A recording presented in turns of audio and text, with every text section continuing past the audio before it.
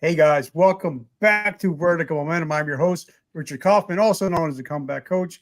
Guys, thank you so much for joining us again in VM Nation. Guys, this is going to be an amazing episode because my friend Matt is going to drop some golden nuggets about how to do some Facebook ads, Instagram ads, especially if you're a podcaster like me.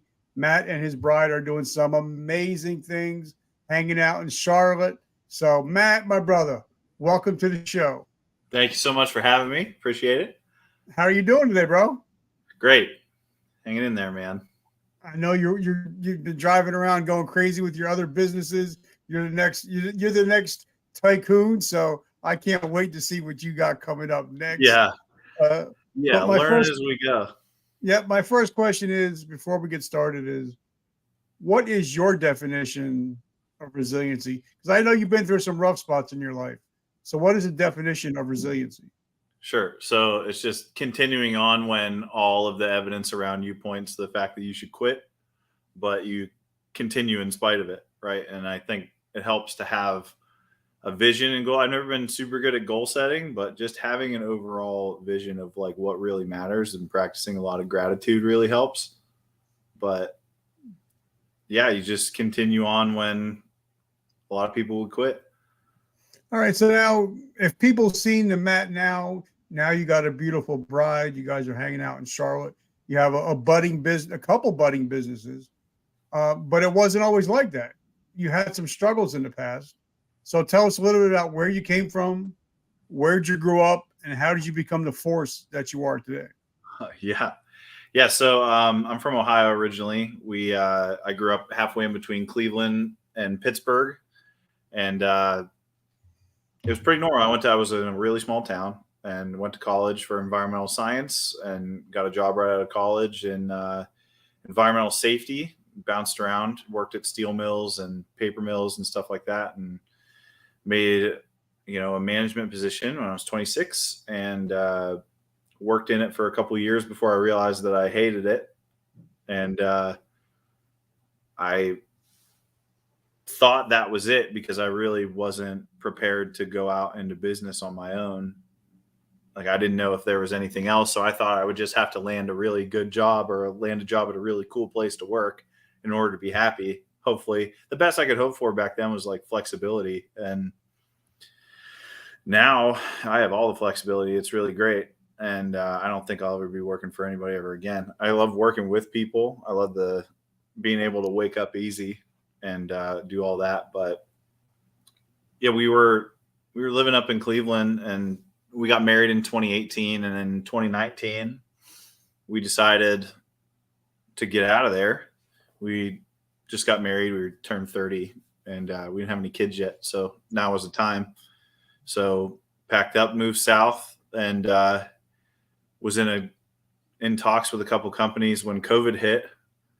We moved 3 months before COVID and before the pandemic hit, and started the business while I was sitting at home, and did well enough that my wife was able to quit her job less than a year later, and we've been doing this since. So what got you into the crazy world of Facebook ads, Instagram ads, social media? You're like this. It's called Meta now, but it's funny you call it that because we got into running Facebook ads because we got served a Facebook ad on taking a course on how to run Facebook ads. And we bought the course. Yeah, right. So it worked.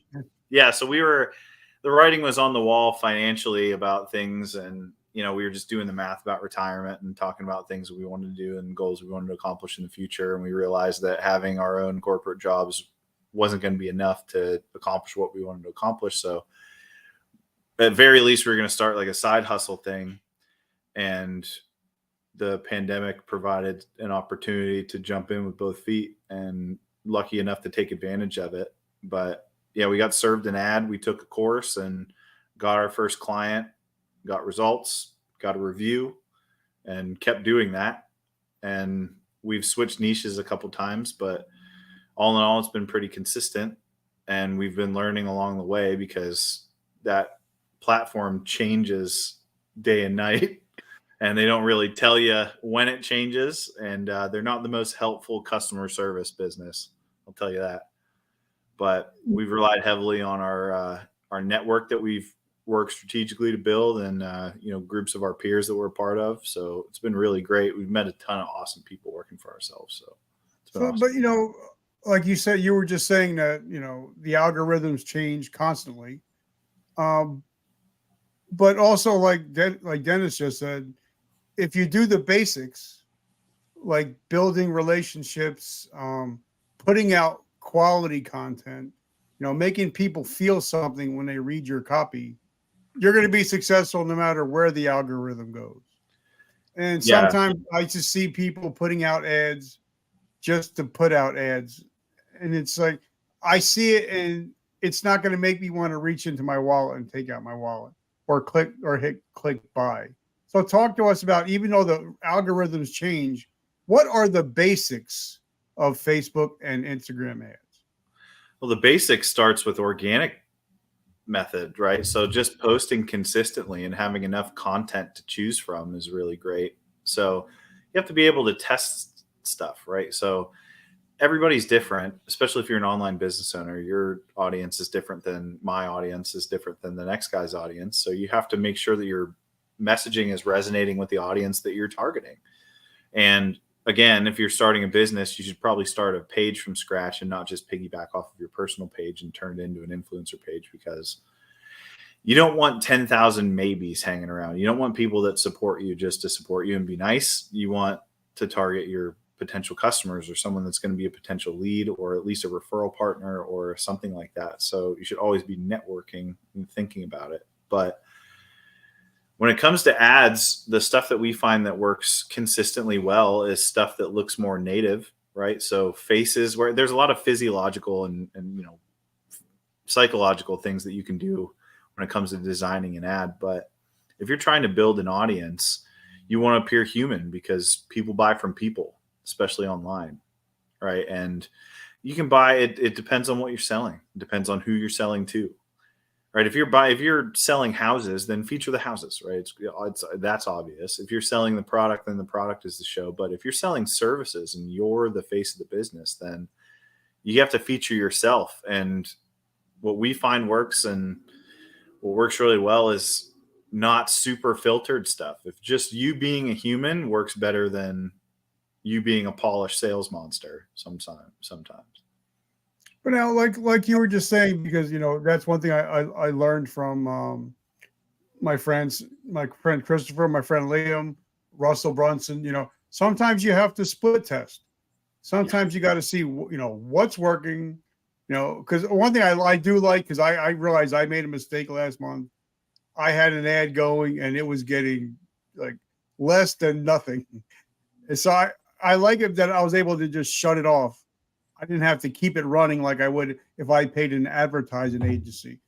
But so what I did is I just stopped that and started another one, and that Yeah. one took off. So please talk about what split testing actually is, and the good things that Facebook lets you do with Yeah. shutting off an ad and turning another ad on.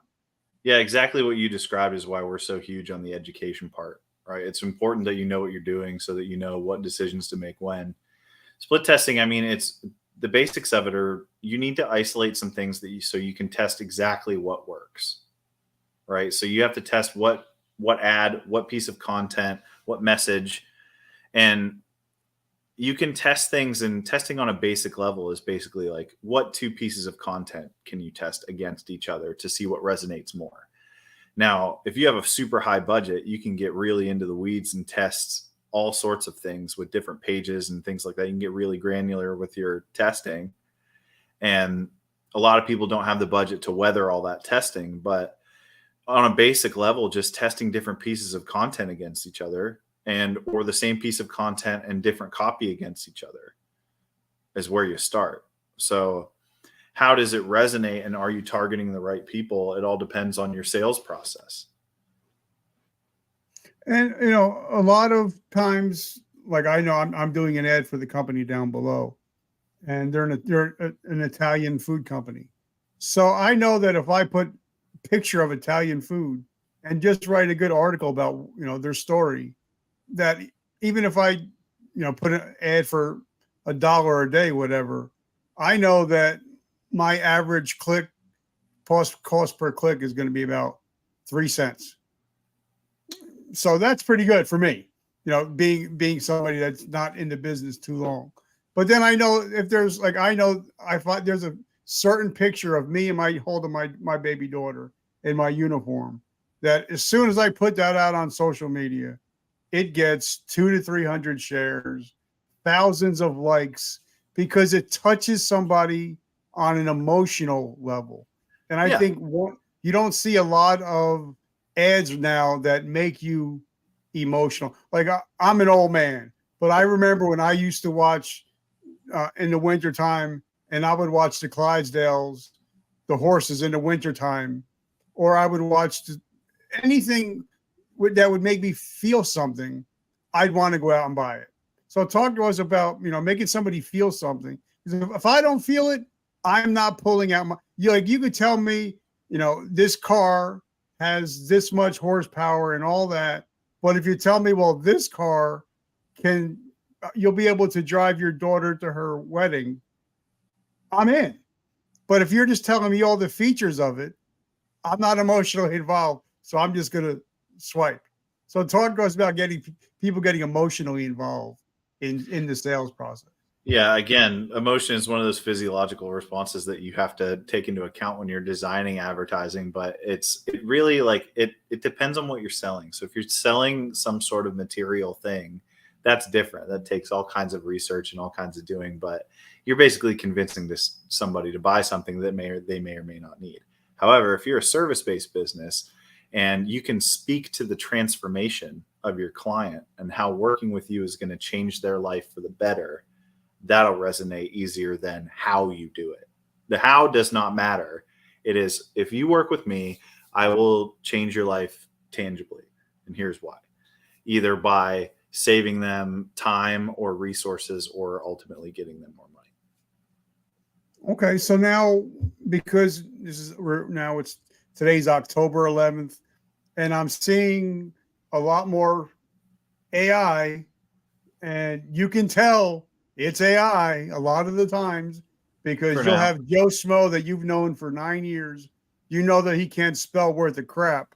All of a sudden, he's putting out these eloquent writings, and you're like, bro, I know that's not you.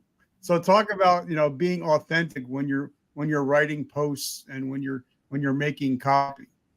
It's not even just writing posts or making copy. It's literally like all of your correspondence back and forth. Like if you are on LinkedIn, or even like say you're trying to get leads and you're actually talking to somebody and everything's coming out all scripted. Like, hey, are you tired of not having leads? Would you like 50,000 leads to your inbox tomorrow? Like it's very salesy, first of all. But if you're selling a service on the back end of something, if you can bring someone into your world, and this is why I like podcasting so much, is what better way? Like you basically have to show people your content so they can learn to know you, like you, and trust you, and then ultimately buy from you in the end, or work with you in the end, or do whatever it is that you're trying to accomplish in the end. But the reason I like podcasting so much is because what better way to cut down on the know, like, or trust factor than to listen to you talk for half an hour, especially if it's about a subject that I care about. Right. So you can pretty much gauge whether or not you'll vibe with a person, because I'm not the only Facebook ads manager. In fact, there's 10 million Facebook ads manager profiles out there. 10, that's the real number. It's over 10 million. So what makes me is just I'm being myself. So like I don't try to if you can express yourself that you're a human and people and you're genuine, people can sense that. And you tell them all the faults. I'll tell you everything I know about Facebook ads, but all the problem I'm trying to solve for people is getting their time back. All right. So my friend Adam has a question for you. Okay. The sync agent. I don't know what that is. Me either. So, Adam, can you maybe drop a little bit more of the question, what you mean by sync agent? Because we both don't know what we're talking about. Maybe we're going to learn something today, because I don't know, but hey, I'm here to learn. Like like something you said, I love podcasting. And when me and you talked last week, me and you jammed. And it wasn't like I'm trying to sell you anything, you're trying to sell me anything. It was just two friends, sitting down talking.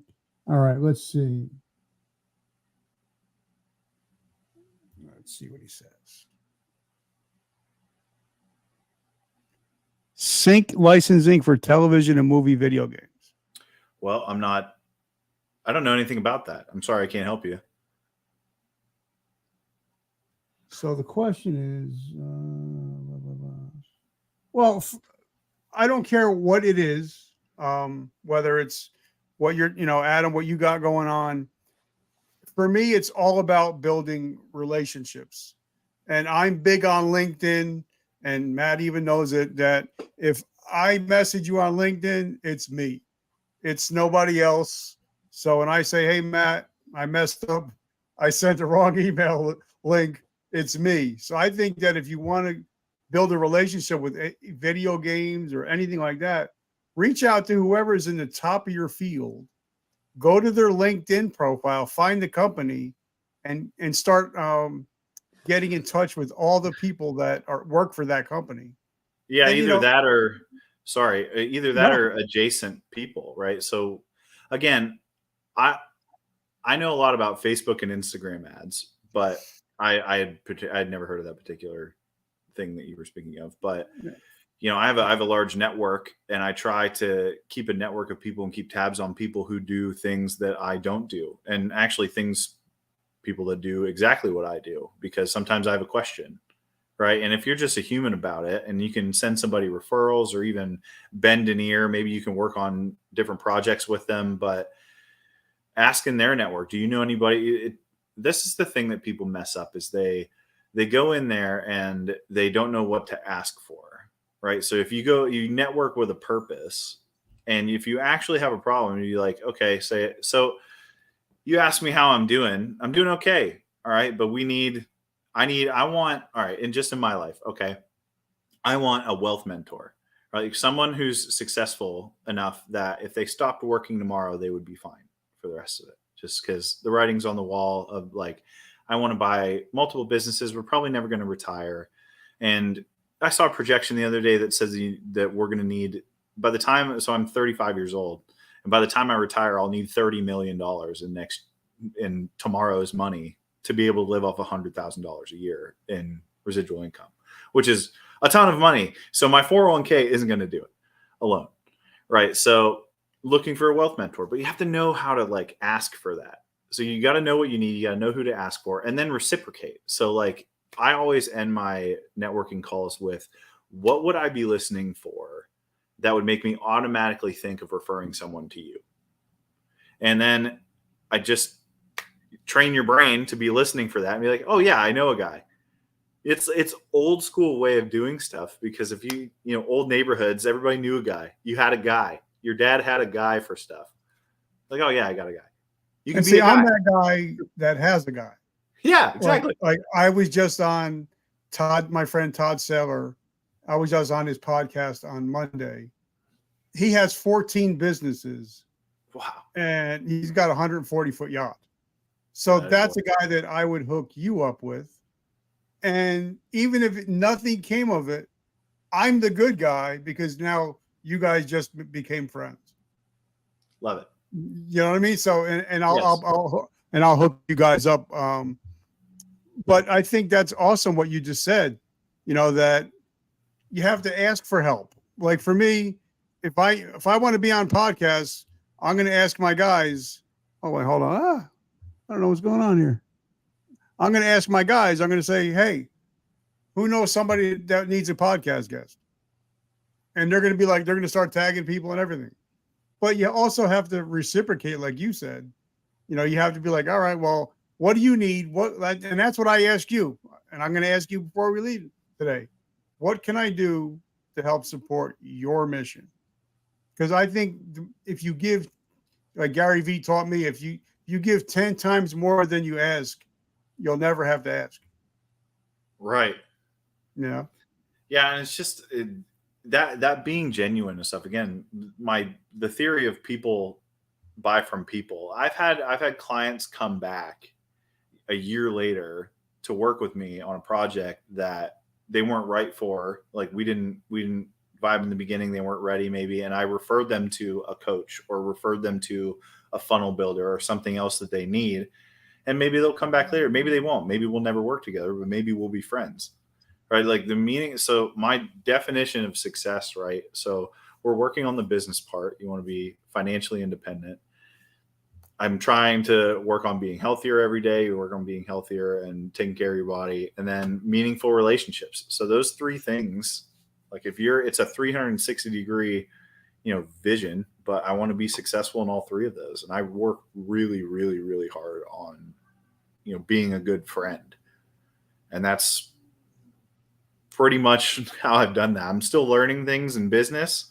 I don't know what I don't know. I just started, I've only been an entrepreneur for like 4 years now.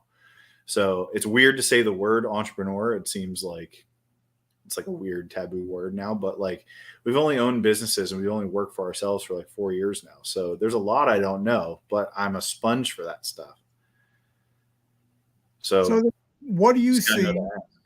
that. What do you see now? You've been in business for 4 years. What are you seeing some of the mistakes that people are making when they first start out and they start trying to do Facebook ads or they start trying to do Instagram ads? What kind of mistakes do you see rookies do? Because we all started out as rookies. Even Well, Derek Jeter was a rookie at one time. oh yeah. Well, they don't stay in their own lane and they listen to these gurus, right? And I'm not bad mouthing anybody, but when you listen to gurus online, you have to understand that their journey is not your journey, and they're not in the same place that you are right now, right? So like listening to like a Grant Cardone or somebody like that, it's a good place to start, but understand that Grant Cardone had to start somewhere and he had to learn how to make $1 million business. Now he can go bankrupt every other year, but that doesn't matter because he knows who to call. He knows the avenues to go through to make a $10 million business, to make $1 billion business, because he's done it several times over. So how he keeps going bankrupt, but like that probably doesn't matter. Again, it's probably something with the tax law that I don't know about, and I'm open to it. But listen to these gurus online and assuming that you can start like, okay, Alex Hormozy can give away his stuff for free because he's amassed a following of like 20 million people across all of his social media platforms, but he did that through hard work, right? He didn't just start. And so these people that are trying to adopt his method right from the start are going to end up doing a lot of free work, in my opinion, right? Giving away your stuff for free and ultimately so giving away all of his secrets, all of his funnels, all of his profiles to sell a book on the back end is genius. He's probably going to sell 1 billion copies of that book. It's going to be amazing, but he has a network. He's amassed an email list or at least a contactable list of over however many millions of people that respond to that. Same with Jesse Itzler. Jesse Itzler sells a big ass calendar every year and he sells a ton of them, but he's Jesse Itzler, right? Like I have to check, like even online coaches and course creators, they listen to Amy Porterfield. Amy Porterfield's amazing. Yeah. But if you are just starting out, you're not Amy Porterfield. No one knows who you are. And so no matter how many times I ask somebody when they're starting Facebook ads, I'm like, look, I want to make sure you understand this. This is why we're so big on education. I will teach you everything that I know about Facebook and Instagram ads so that you know that I'm making informed decisions and here's how it's going. If you have a small budget, meaning under $10,000 a month, you can't get super granular with your targeting. You can't get super granular with your testing. So it's going to be a longer sales game. It's going to be more difficult, but you have to strap in for that. And a lot of people aren't ready. You know what I mean? If you're spending money on advertising fees and agency fees, if you don't know how to do it yourself, then you're just relying on them, or are you even asking the right questions? Because if you come to me and ask a question, I'm going to tell you the answer. But was that the question that you meant to ask? So it's just listening to these gurus without context or without any sort of self-awareness or self-reflection. They just want to hear this. They hear what they want to hear, and they're like, oh, cool. It's been done before, so I can get rich doing it. All I need to do is run ads, and it's just a big mistake. It doesn't work like that. Well, like I said, Dennis has been one of my mentors now. I think since 19, since 2019. And, he taught me, but I had to fuck around with it for a while. I had to go, okay, I got an extra $50, $100 to spend. Let me go play around with it. And I think a lot of people, they're like, well, if I don't have the money to go all out, I'm not going to go in at all. And it's kind of like poker, it's kind because I used to play poker a lot. And, sometimes you have to eventually sit down at the poker table for your $50. It's also, then once you start to learn to play a little bit, and then you're like, okay, maybe I'll go in for 100. But if you don't get in the game at all, then you're never going to learn, right? So that realization is okay. I'll tell you a little bit where you're flawed. You should go around and you should go mess around with it to familiarize yourself with it. But understand what you're asking for of the audience and understand how the website is set up. Okay, you have to understand the basis of Facebook and Instagram. Right, the whole point of social media is the algorithm is set up to keep people on the platform, keep people engaged so they can show them advertising. Now, that being said, it's an auction website, so people behave in patterns. And for instance, like right now is prime time because people got off work, or noon is a prime time. Okay, everywhere 11 a.m. to 1 p.m. is prime because people are at work. They either got sick of working at 11 a.m. and they browsed into lunch and they're swiping stuff on their phone. They got a break. So you're bidding for time in people's news feeds. Now there's different locations where you can place ads, and I'll talk a little bit about that if you want, but it's more expensive if you target everyone. So for instance, like podcasters, if you're trying to grow a podcast and your audience is anyone, then your audience is everyone. But guess who else's audience is everyone? All of those giant corporations, Walmart, Anheuser-Busch, Pepsi, Johnson & Johnson, and they have a shitload more money than you have. And they're also running Facebook ads. So that's if your competition, if your audience is everyone, then your competition is also everyone. It's very difficult. So you have to understand what you're asking for. You can do ads absolutely on a tight budget, but you have to do it for something like audience building or engagement or getting traffic to your website or retargeting the people that already follow you, because organic reach is abysmal. I think I saw the average organic reach is 0.98% right now across the board. It's very low. So if you're lucky enough to have 1,000 followers, in the grand scheme of things, that's not a lot. We all know that. But when you're starting out in business and you're trying to do things from the beginning, getting to 1,000 followers is super difficult, especially organically. So if you have 1,000 followers and you post every day, you're talking to like 9 people every time you post on average. So it's set up for pay to play. The algorithm is set up for pay to play, but you just have to know how to do it efficiently. You have to know what you're asking for. The higher the ask, the higher the price. So if you try to get somebody to go and buy your $2,000 course and they don't know who you are, it's probably going to cost you a lot to get a lead, especially if you can't get super granular with your targeting. Like if you're targeting the exact person, sure, you can do it. But with the privacy laws and everything like that, you can't get super granular. You can get granular and there's ways to filter them, and we do that.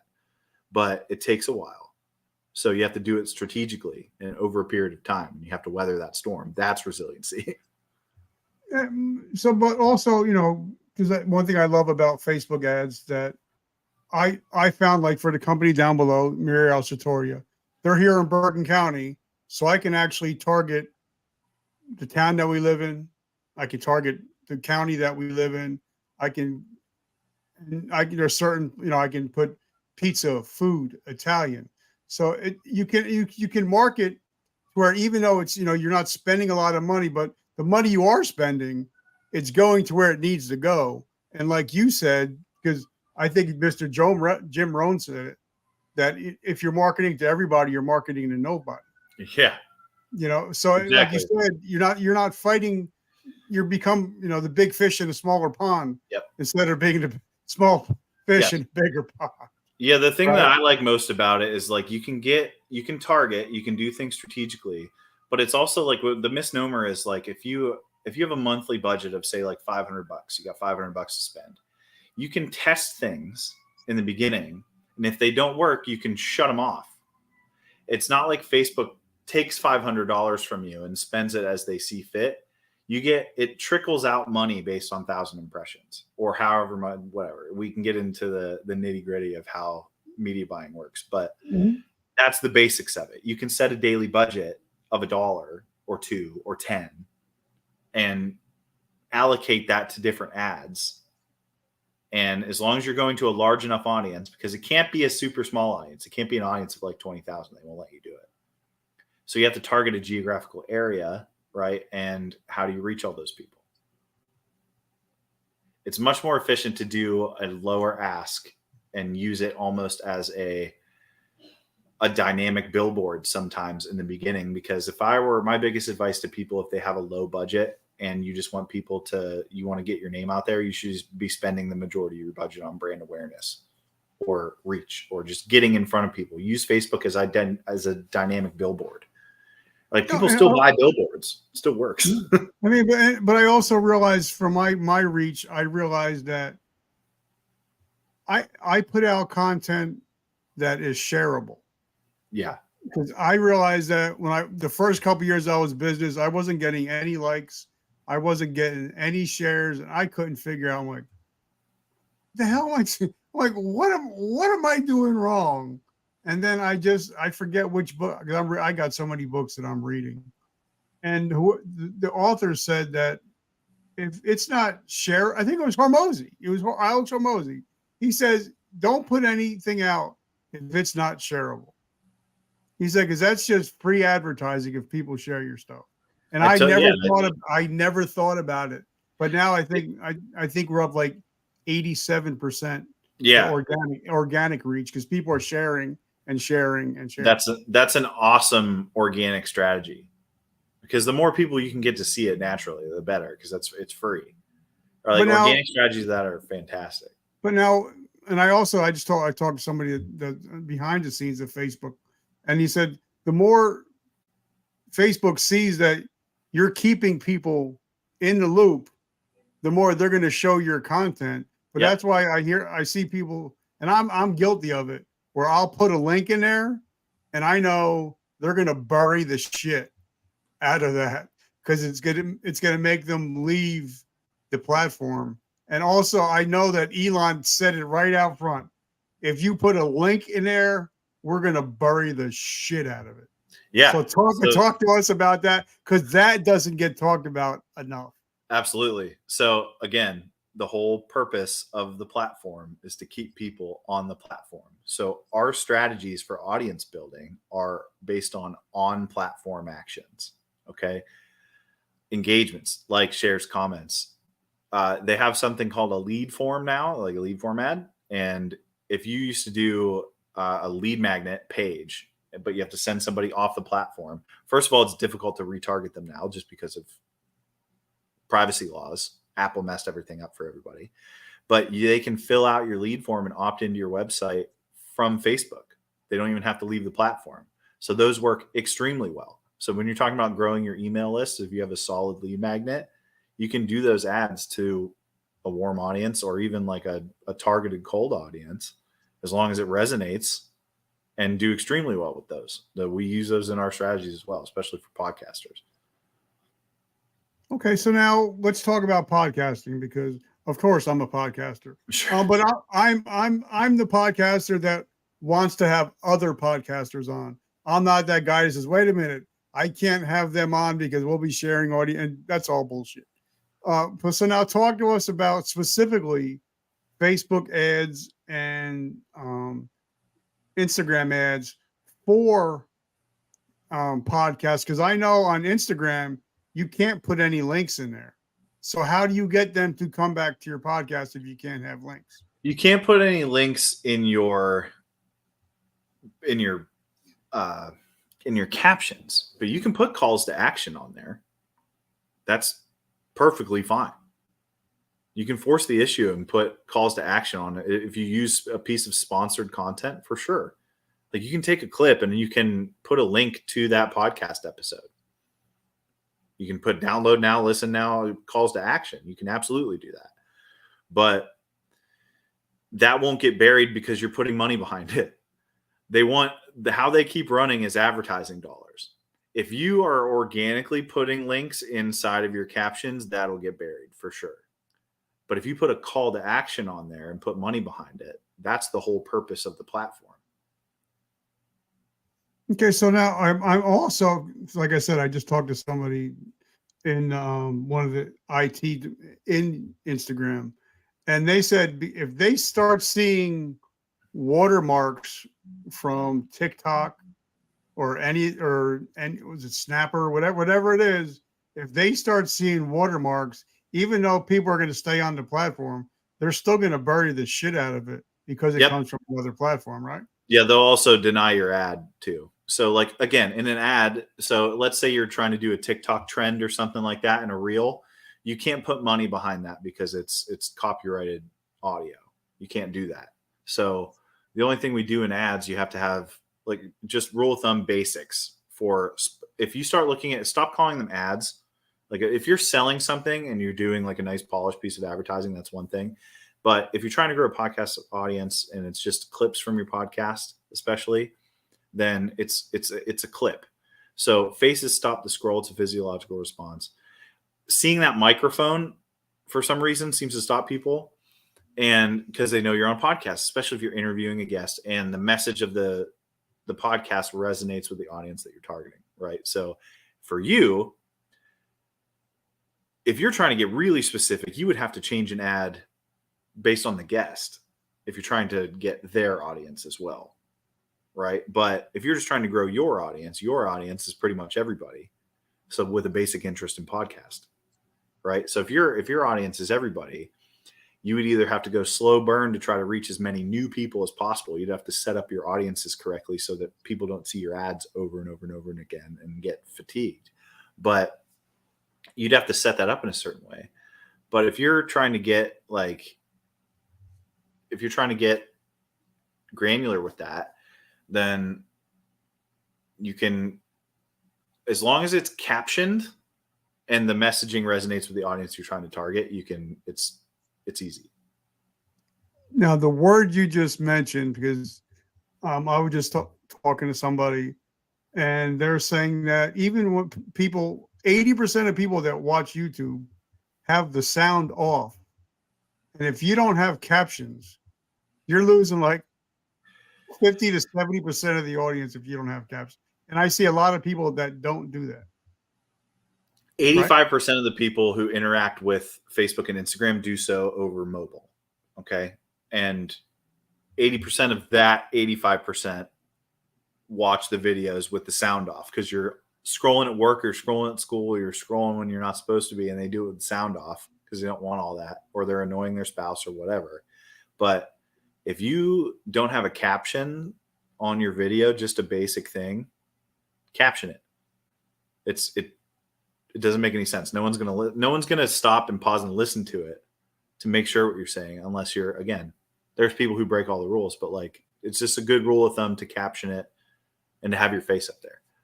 Now, what about, because I've seen so I see a lot of podcasters do it, and I do it sometimes too, where they have the audio form and they have the captions above it and they just have the squiggly lines. Do people watch that anymore or no? It can, again, you'd have to, that's something that you can test. But I mean, I've seen people do it, especially if you have if you just have the captions go, say you had a black screen behind it and you had brightly colored words scrolling across the thing. Yeah, people watch that. But you'd have to test to see which one works better. That's easily doable. You just set it So up then, correctly. what's the difference between Instagram ads and Facebook? They're two different companies, right? Or are they the same company? It's the same company. It's Meta. So from Facebook Ads Manager is where you do Instagram ads.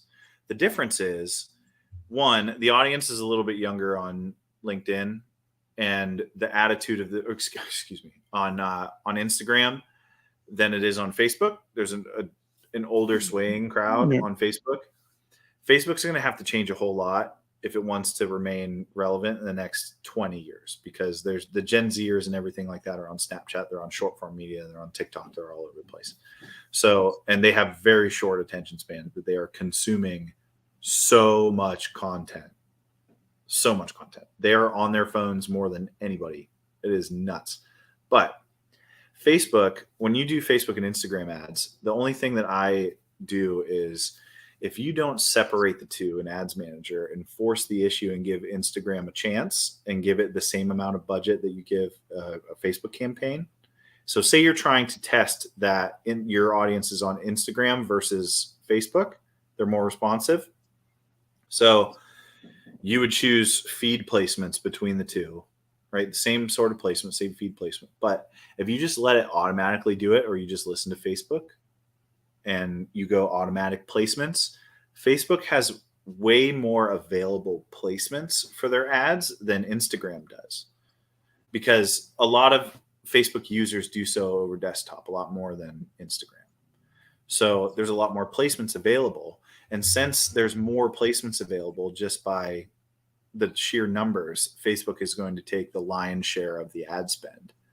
Now, if your audience is more responsive on Instagram and you believe that, you should test it, right? So that's equal parts, but different platforms. Same ad, same place in the feed, separate amongst the platforms to see which one works the better. That's just testing 101. So something you're talking, you're alluding to, and I think a lot of people don't do it, is a lot of people don't follow the analytics.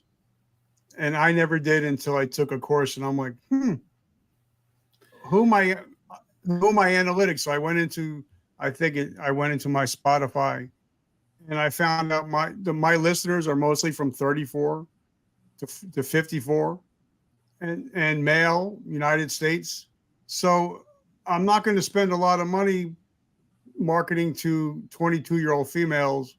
You know what I mean? So I think you have a lot of people, they don't realize you have to listen to your analytics if you have enough. Because so when you're a beginner, you really don't have any analytics.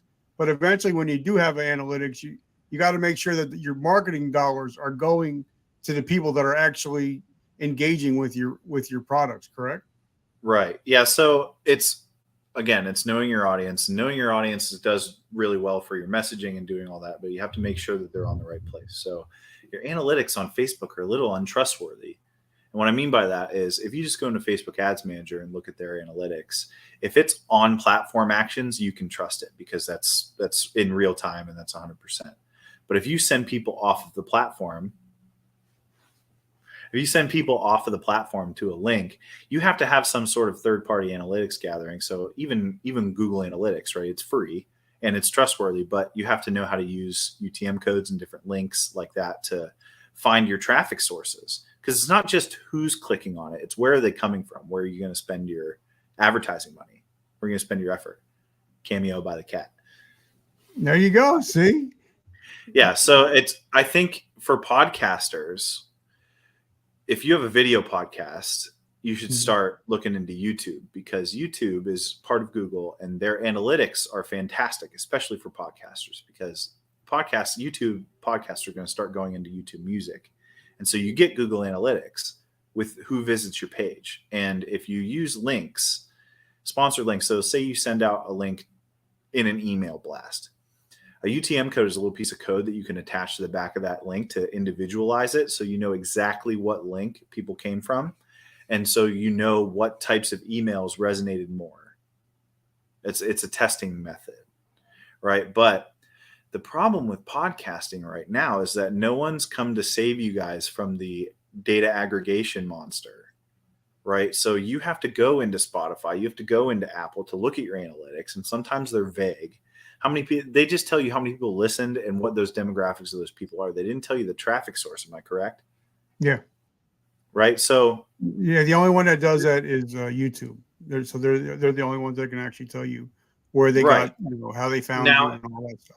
now there's third-party softwares, and I forget the name of it. Forgive me, but like you can route people through a third-party software, but it's like a landing page where they get the option to download via the Android store, the Apple store, or Spotify, or whatever you want to do on a landing page, and then you can get the analytics from there.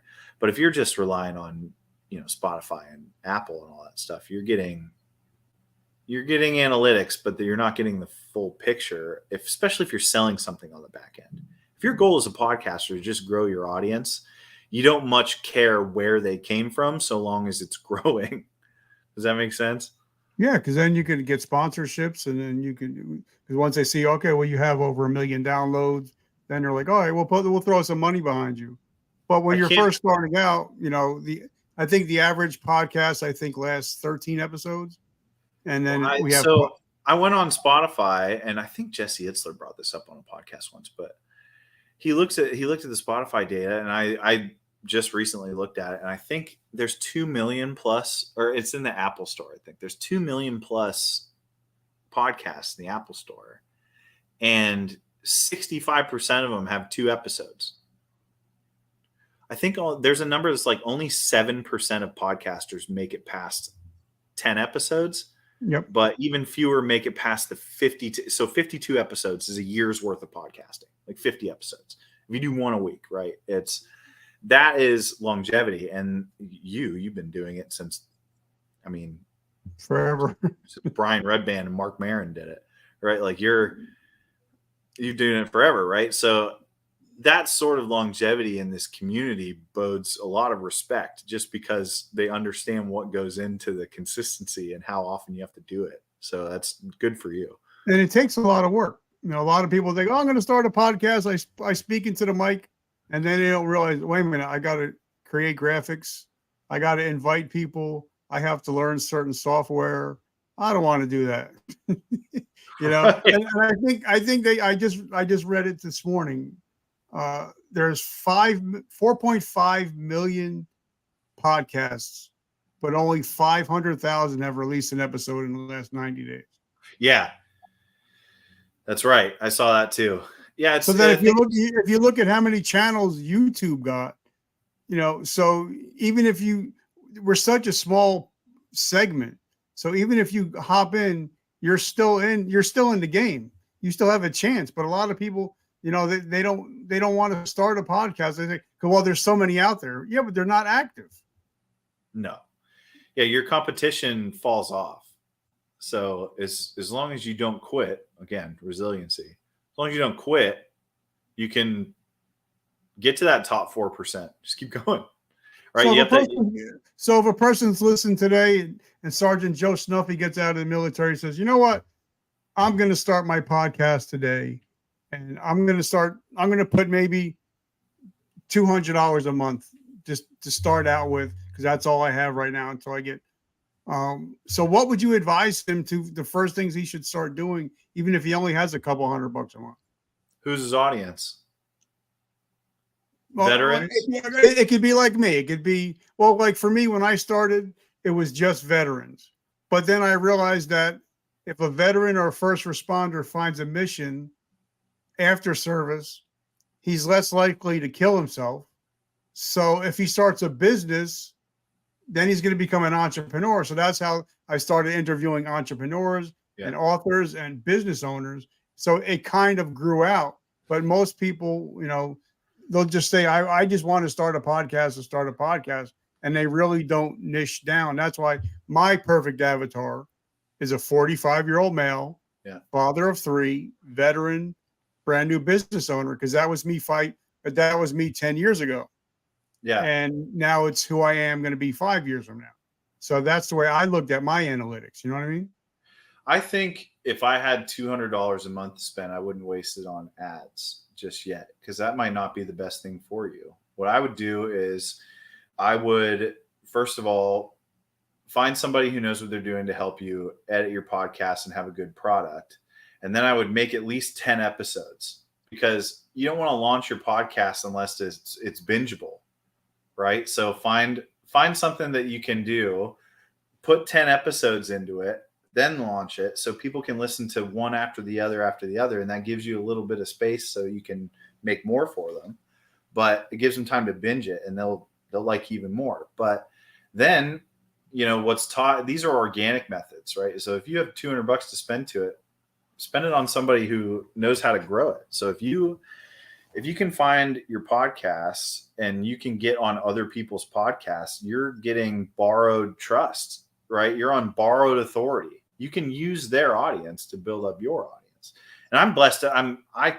I'm thankful every time someone asks me to be on their podcast. It's awesome, because I could never reach as many people by myself as I would going on other people's podcasts. I'd probably reach millions of people just being on 6-7 podcasts, right? And it didn't cost me anything, because I'm not going on Rogan, but like, it's worth it. Plus, having a conversation with somebody is really great, and like, it's really fantastic. And especially like, if you're talking specifically veterans, I'm sure there's veterans out there that would love to have veterans on their podcast to speak about things, and that camaraderie is crazy. The connection is wild, and it's for life, right? Like, no one says you were a Marine. Oh yeah, right? you start fighting if you call somebody an ex-Marine. Oh, you used to be a Marine. Yeah. No, I was Army, but I got a lot of friends that Marines, and you could say former Marine, but never say ex-Marine. Exactly. Yeah, no. Because for their mindset is, once a Marine, always a Marine. But Right. then I see a lot of people that are on podcasts, and they never share the episode that they're on, and I never understood that. If you're going to be on somebody's podcast and they're going to take time to do graphics and invite you on and all that, at least share their episodes. But I see a lot of podcasters, like, when you get off, I'm going to ask you to leave a review on iTunes. I'm going to ask you to subscribe. But I think we have like almost 500 5-star ratings and written reviews. But I see a lot of podcasters, they don't ask their guests to share it out. They don't ask their guests to leave a review. Like, I'm going to say, hey, bro, if it was a 1-star interview, that's what I deserve. But at least can you leave a review with 1-star interview? Yeah, but I don't see a lot of people that are actually asking for reviews, because even on Google, if you have the best restaurant in the world with no reviews, nobody's going. Exactly. Yeah, I mean, we that's how we built our business, right? Was asking for reviews. Like, do you think we did a good job? Okay, and here's the scale. Like, 5 stars is excellent. Like, you would 100% work with us again. You were super satisfied with your results. 5 stars. And then from there, it gets a little worse. But like, 4 stars is not bad. But in the eyes of, like, even if you look at a restaurant, if it has like 4.2 stars, you got to really look into it, understand where it's at, understand how angry people were, right? Like, read the reviews. That's another thing. They just look at stars and they assume, they're like, oh, that only has 3.8 stars. Well, why does it have 3.8? Is it the service or is it the food? Can I weather a little bad service for good food? Like, whatever. I've eaten at some of the best places that have 3.5 stars because the service sucked, but God, was the food good. Yeah, but I also know, if I see a podcast with 500 5-star reviews and never a 4 or a 3, it's like, wait a minute. So what I do is I actually, or even if I go to a restaurant, I throw out the top 10 and then I throw out the bottom. Well, I do that with Amazon products. I read the 3-star reviews. Because like 5-star reviews are super easy to give. It's like people being nice. But like, in the 1-star reviews is like, oh, that guy's just pissed. But the 3-star reviews, someone put thought into that 3-star review. Like, why do they go middle? And those are the people that write paragraphs. And I also tell people, if you're going to leave a 5-star review, leave a written review, because it's worth 10 times more than that star review. Especially on podcasts. Written reviews are that'll help you grow and help you get into the top 5% faster than anything. It's just these written reviews, right? It's all PR stuff. Yeah. So, all right. So now let's break it down. What do you got going on? What's new with you? And we're going to talk about your Airbnb business too. So don't think you're going to get away without not talking about that. So what do you got going on now? Well, we've been doing a lot of VIP days for podcasters, right? So we've been big into the education piece, and this is like we can always do ads as a service. We've been doing that for a long time, but we've gotten really into the big on the education piece for people who like, especially indie podcasters and podcasters who are just starting out as an authority play to sell their service on the back end of it. Sometimes they have the time and the bandwidth to be able to like bootstrap this themselves. And there's nobody out there that I've seen teaching podcasters or teaching anyone how to do Facebook ads other than as a business. Like we also coach ads managers on how to do ads, but I will teach anyone how to do this audience building strategy in one day. Right? It's a one-time fee is one day. That way, if you have a super small budget, meaning like a couple $100 a month, that $500 budget a month is like shoestring budget. Now, if you don't want to spend any extra money on an agency, you shouldn't have to. I don't want people to miss out on this audience growth potential just because they don't want to pay agency fees to somebody. So I'll teach you how to do it in a day. We could always do ads as a service. We offer 3, 6, 12-month implementation of the ads for growth. And that includes a couple of different things, but won't get into that. But we've been working with a lot of people like that. We're all over the board. So we white label a lot of services. We work with a lot of other people. We're doing meeting buying for a couple other people. We've never really wanted to grow Chime House into a giant agency. It's just my wife and I, and we enjoy it like that. And we have assistants, we have other things, we have other people to help us do what we do, and it's worth it. But we always just like our whole strategy has been like make friends. We're much more likely to become friends with our clients than for our friends to become our clients, if that makes sense. So we've worked with a ton of people, and if we can, our basic thing is like we like to make friends or make connections with people, have good conversations, and if we can help, if we can directly help you make money, sweet. If it's not us directly, if we can indirectly help you by making that connection or at least giving you some advice to point you in the right direction because we've experienced it. Like I said, we'll never tell you something that we don't know directly. We'll say we don't know because there's a lot we don't. But yeah, it's just creating relationships, and it's our favorite thing to do. And if we can help you make money, great. But if you, sorry. I'm sorry, go ahead. Now, even if you work with us and we implement your ad strategies, I still want to teach you so that you can leave our relationship with that tangible result. So you can have a good relationship when inevitably you go to hire somebody to get your time back. One, you won't get screwed over because you know what you're talking about. It's not like your dad sending you in the auto parts store for blinker fluid. Thanks, Dad. But you'll know what questions to ask, and you'll have a better relationship with that ads manager, whether you work with us or not. Right. So I want people to have this information because it's out there, but it's so technical that people are afraid to look it up. It's not that bad. It's like flying an airplane. People fly airplanes all the time. But if you look at an airplane cockpit, you're like, that's a lot of knobs. It is, but like there's only like 6 you need. I don't know that to be a fact, but that's the way Facebook ads work. Okay.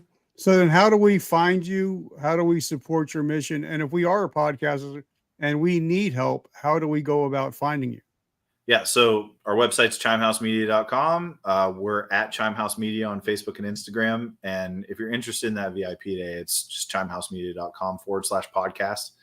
And I'm on LinkedIn, Matt Shields, and I'm on there every day. So if you want to have a real, actual conversation, connect with me on there or go to our website where there's lots of ways to do it. But we're always up for a good conversation. That's it. So where did the name Chime House come from?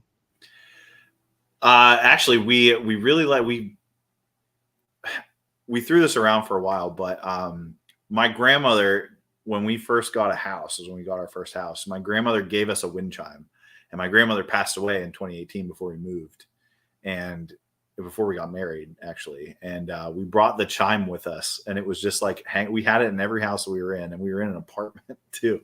And it was hanging in the window. It was probably annoying all of our neighbors, but like I like the name Chime, and like we saw somebody else with it's like when you're making up business names. I saw something house, and I'm like, I like that. And I wanted to be media because I wanted to keep it open. I didn't want to say like agency or something like that because whatever. Media can mean a lot of things, and we've done a lot of things, and we pivoted a couple times, but that's it. There was a chime in our house. That's simple as I that. love it. All right, Matt, I appreciate everything you've done for me, and I'm glad that we've built this relationship. I can't wait to see where it goes. If I ever get up there, which we always drive through that way anyway, love to take you and your bride out for dinner, hang Absolutely. out sometime. So I just want to say thank you. And guys, reach out to him on LinkedIn. I mean, I sent him a message, and within a nanosecond, he sent me a message. So he's very active on there. He's there if you need him. Ask him some questions, and I'm sure if he doesn't know somebody, doesn't know the answer, he'll find somebody that does know the answer. Exactly. So guys, make sure you go to, it's chimehousemedia.com, right? Correct. So guys, make sure you go there, check out his website. And I love you guys. And as you guys know, I'm a Joel Osteen guy. And I love the quote that we have a choice. We can either become victors or victims. So guys, today, make the decision not to be the victim anymore and become the victor. And guys, if you love what we're doing, make sure you check us out at verticalmomentumpodcast.com. We got t-shirts, hats, coffee, coaching. We got all kinds of stuff. And this episode is going to be up there next week. So I love you guys and have an amazing week. Matt, thank you, brother. Thank you for everything you do for me. And I'm so grateful for your friendship. I appreciate you so much. All right, brother. Have a great week. You too. Thanks.